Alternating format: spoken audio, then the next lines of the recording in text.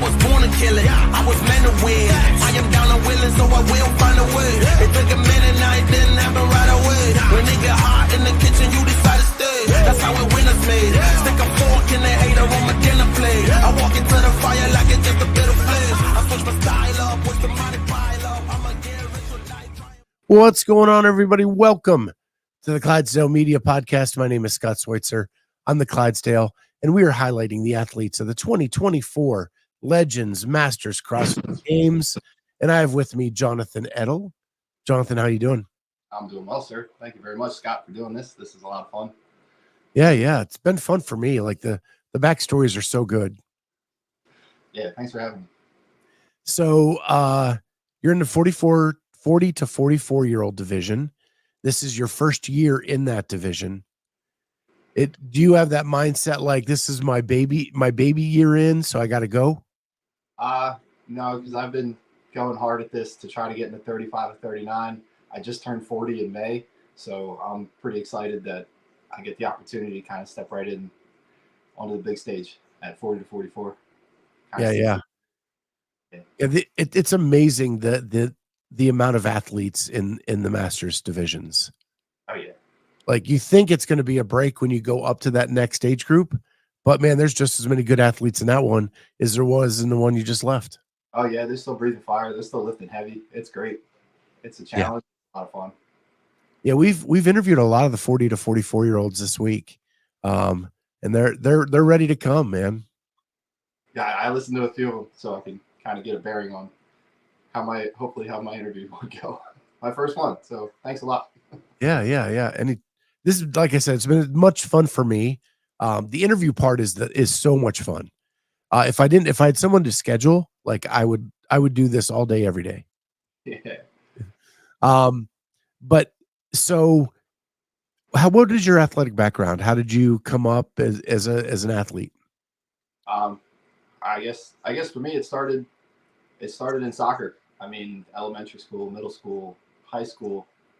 By the time I got 18, I needed to get bigger so I could play football. So the football coach came and told me to join the powerlifting team to get bigger. So I started in the gym when I was 18 to get bigger for football. Granted, I got bigger relative to the school, which was a small Christian school, Calvary Christian Academy. But I got to be the big guy on the field there, and I played soccer. So I got to be the punter and got to play line at the school. Yeah. Yeah, and then I just continued into college, went to Williamson Trade School, became a machinist, and then I continued on the soccer team there while I was in school. So it just kind of all kept going. That's 21, 22 years old. Just kept staying in the gym, wanted to get strong, wanted to get big. So, man, so many questions from just that little bit. So I did some powerlifting before I got into CrossFit. Yeah.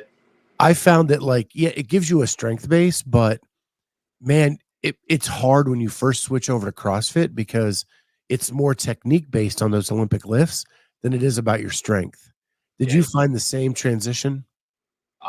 No, because it all just kind of went to the wayside. What it gave me was like a dedication, was like a training way. It made me know what it takes to be committed, to be dedicated to something in order to get stronger.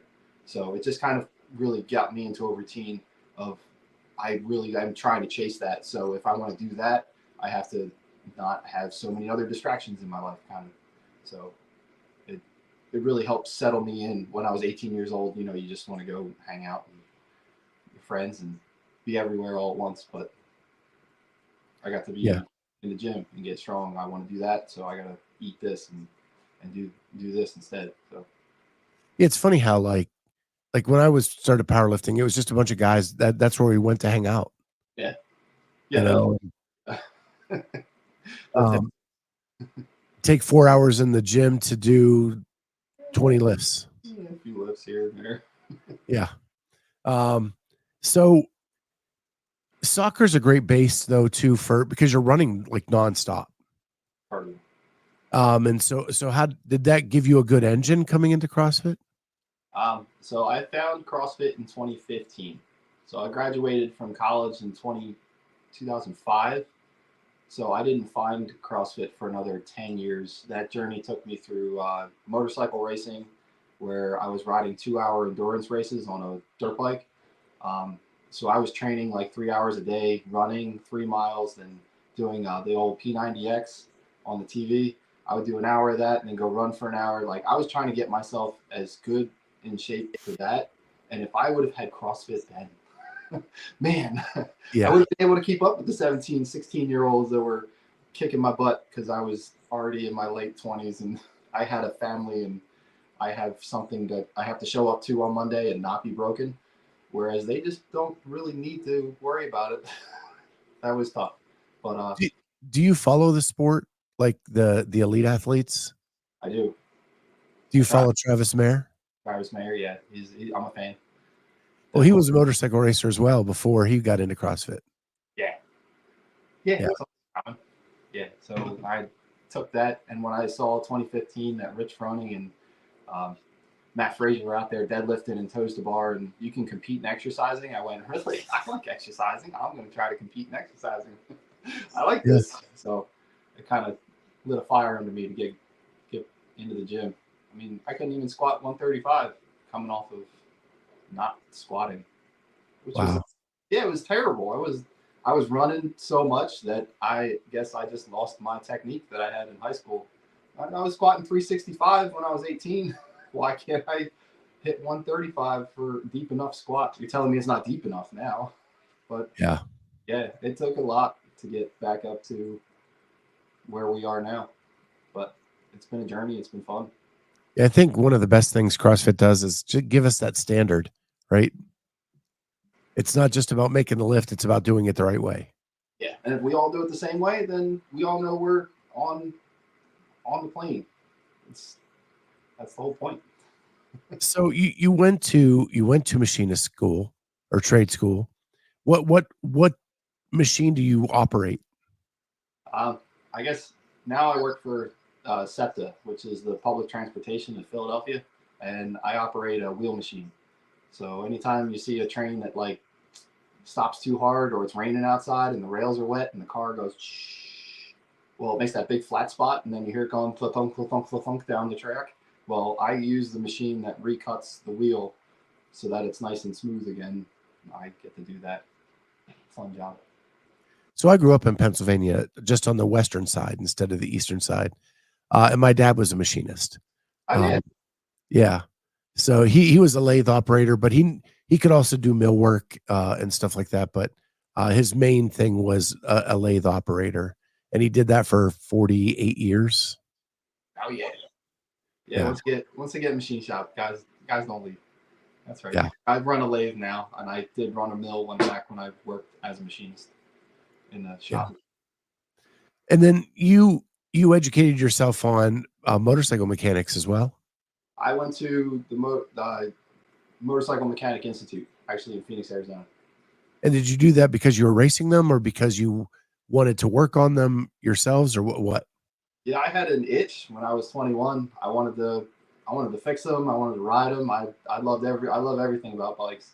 So I figured, why not go do this technical side and go to school so I can fix them.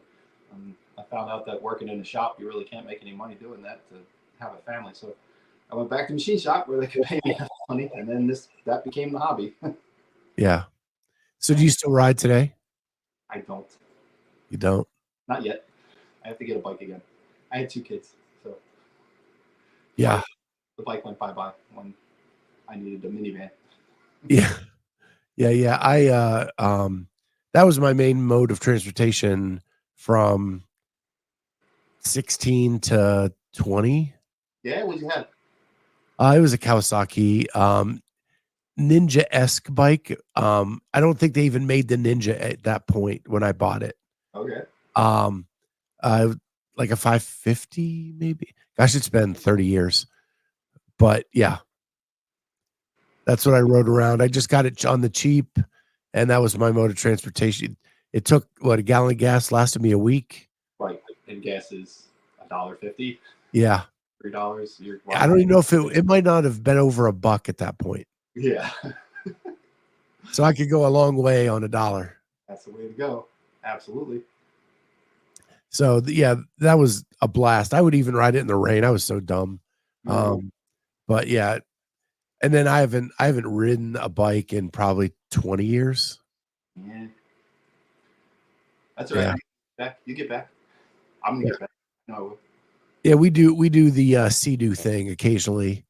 My wife finds that much safer than a bike. Sure. Fall in the water. Yeah. So you find this CrossFit thing, you jump into it. How long did it take you to want to compete? I really wanted to compete immediately, honestly. I found a local competition and I went to see where I stacked up because I've been exercising for forever. So just try exercise racing. I think I came in second at that first competition, and I was hooked. I was hooked from there. But it took about 4 years, and I eventually made it to Wadapalooza in 2019. Um, I was the 34-year-old turning 35 that year in the intermediate division. I just couldn't make it to the Masters 35 plus. But Yeah. finished middle of the pack there. And that kind of was the downside was I had pushed so hard to make it there. I didn't take the time to accrue the time of mobility and flexibility, and I was pushing so hard to want to compete. And if it's anything that I could say to somebody like, hey, take your time, like when we do lat stretches with bands, like it means something. Being 40 now, it's 2 to 5 minutes on a bike, warm up the knees and the hips and make sure things are moving along and see how the overhead feels today. Well, I know when I was, first off going at it, I could just pick up a bar and start overhead squatting. This is great. Can't do that when you're over 40. Yeah. And do you think if you would have done more mobility younger, it would pay off more now? Or have you been able to catch up? I've been able to get more mobile by taking the time to do it. I think that if you just start with it, would you just take a minute, take 5 minutes, and work that little bit of position that you might feel is uncomfortable? Well, that position might come back to haunt you, and being not just being uncomfortable, but could actually become a problem. So, did you end up suffering from an injury or something at that point, or? I just think my joints, my shoulders were tired. Everything was just kind of, I was worn out, worn down. So I took like 2 years back and went to bodybuilding with Dave Lipson and Muscle Anarchy, and he had just came out in 2020. That was the fun year of 2020. So I got to train in my gym at home and get strong, and did bodybuilding just to get that strength base. We were in the year where the CrossFitters, they were hitting 365 in a clean, and I was out there like I'm pulling 225, and it's pretty heavy. So I took it upon just to get strong. I just want to get strong. I want to get 400 pounds back squat. I want to get 455 deadlift. I want to put these strength numbers where they belong and try to start stacking myself up against some really fit guys. And then once that I took that strength time out, then I went back. Blackout CrossFit actually just opened then in 2021. They're going to correct me. They're going to tell me I'm crazy because I went back to the gym and they just opened up. And I went, hey, I like this CrossFit thing. I jumped into the open, and I was way behind. Cardio was not my thing. I was not a fan. I said, I could suffer. I'll be fine. And no, man, I was beat in the open. I was strong as could be, though. Yeah, Dave Lipson isn't known for his cardio. Yeah, we didn't do well enough at all. No. Have you been able to reach those goals of like a 440 deadlift, 400 back squat? Yeah, I did. I actually got up to a 500 back squat, 565 deadlift. I could clean 365. I snatched 280. Like eventually I was able to put the time and the money and the effort into it to get strong, and it worked. It's really paid off. If I tried to do a 565 deadlift, my spine would be laying on the ground. Yeah, it's taken a lot. It's taken a lot of work to get there. So yeah. I was able to get a thruster in the open at like 322. I think I came in like 5th in the world. So wow. I've had some really good accomplishments that it's been a lot of fun. It's been a good journey. It's been a lot of fun. Yeah, I was always that guy who squatted way more than he could deadlift. Yeah. Oh yeah. Yeah. That's usually not the case. A lot of people can pick a lot of things up off the ground. Squatting it more than deadlift. Yeah. So what is you're going into this year, what is your goal? Honestly, I am surprised I'm even in this game. I did not have the CrossFit Games on my radar. I chose the first form Monster Games this year as to be my thing, my ticket, my big event. So that, well, then of course their qualifier was before the Open, so I qualified for that, and then we went into the Open, and here I'm sitting in I make semifinals, and my whole team behind me at Blackouts going, "You made semifinals. You're going to the games. I don't think you know this. You're going to the games. This is great." And I said, "I don't know. There's some really fit guys around the world, and that's just." Well, not only did you make semifinals, you finished third in the world after quarters. Yeah, that's kind of where everybody was kind of losing their heads. Wow, that's crazy. Yeah. Right. Yeah, it's been a whirlwind, man. It's been surreal. I think that I'm going to go get on the stage with the fittest 40-year-olds in the world. It's going to be fun. So you do semis, you end up finishing 15th. Yep. So a little slide back, but still well inside the top 40. Yeah. Well, we had a little snafu there on workout number 3 that we kind of slid a little back, but we're going to get that fixed. We're going to get that figured out. Okay. Remind me, workout 3. I think it was 3, 6, 9 front squats and ring muscle ups. 3, 6, 9, 12. Okay. And front squats at 185. So ring muscle ups, we can all see they're not my jam. I'm not that big. I'm a big guy, not really a gymnastic guy. So. Okay. So since then, you've had a little extra time going into the games because CrossFit decided to give you 6 years between semis and the games. Yeah. Did that give you time to work on the muscle up a little more? Oh yeah. We've been putting in time since last year to try to figure out where I'm catching, what I'm doing, why I'm not getting there. But yeah, we've put in a lot of time to try to get a few extra reps in the tank for muscle ups. Isn't that the coolest thing about CrossFit though? You've been doing this since 2016 and there's always a hole to fill. Yeah, you get strong. You got gymnastics? Okay, good. Oh, you got gymnastics. Can you run? Okay.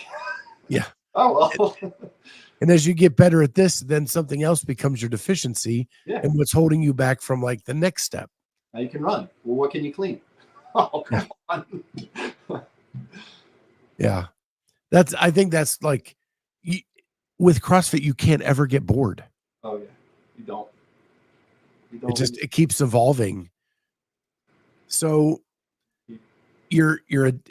from your Instagram, it appears you're a girl dad. Yes, sir. I'm one as well. It's one of the best things in my life is being the father to a little girl.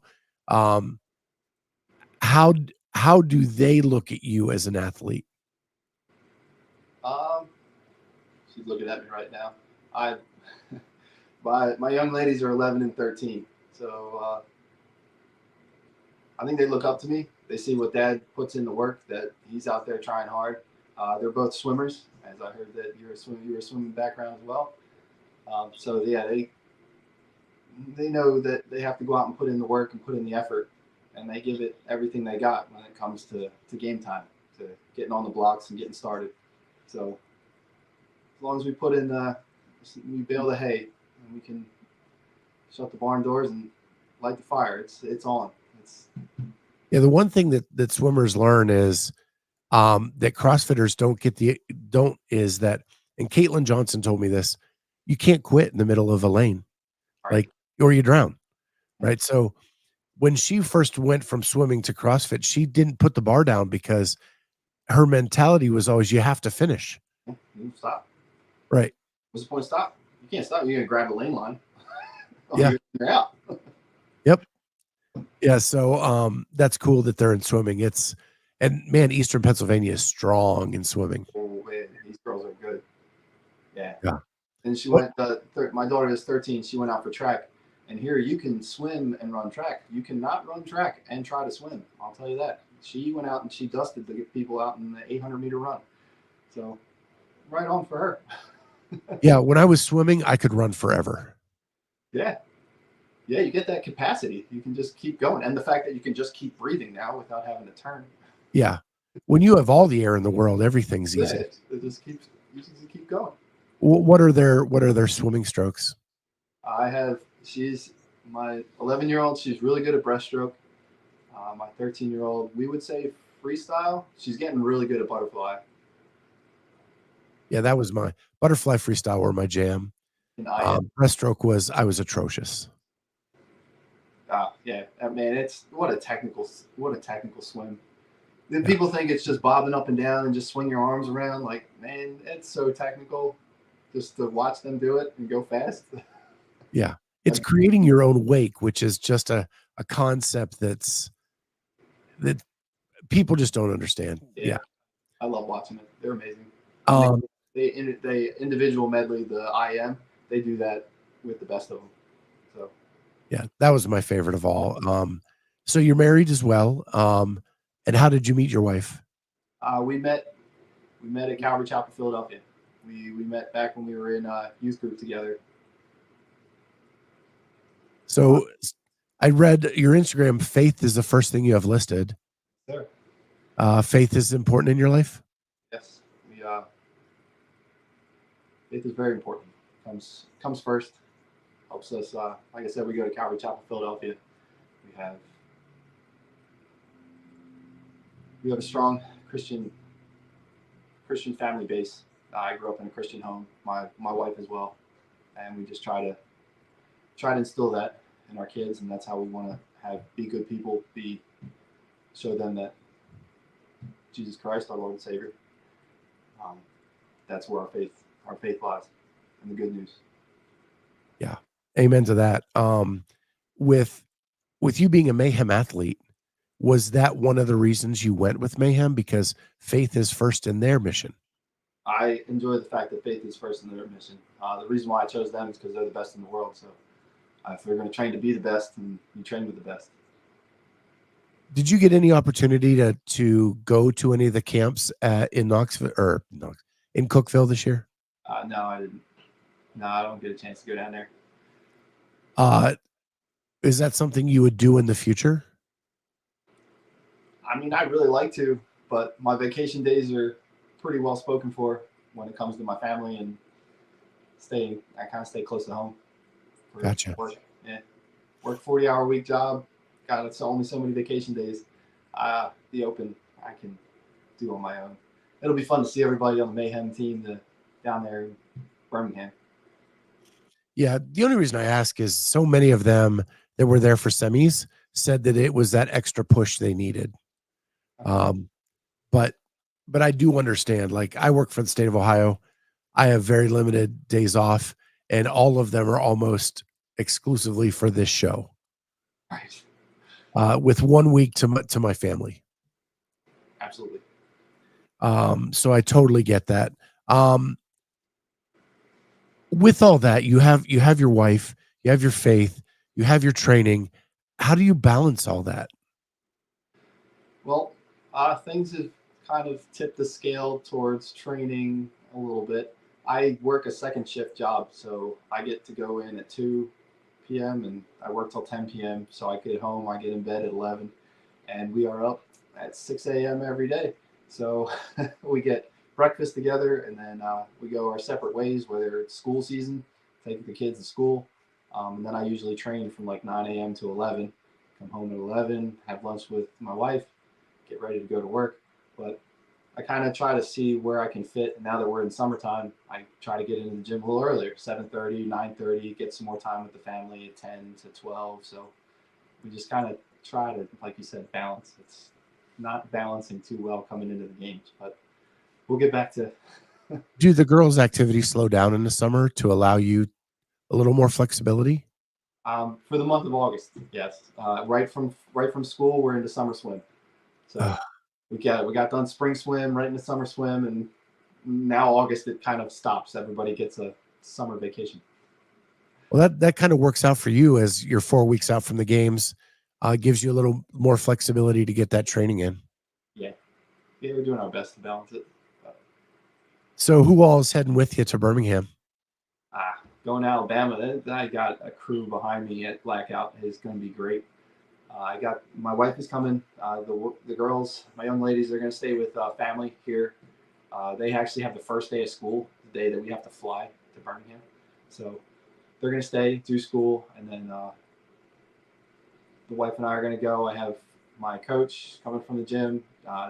Blackout's taking us down there. We have a house staying with 5 other people, plus the dozen other people that I know said that they're interested. Now that we got a horse in the race, everybody's going to come down and check it out and go to Birmingham. We're going to have a little cheer section.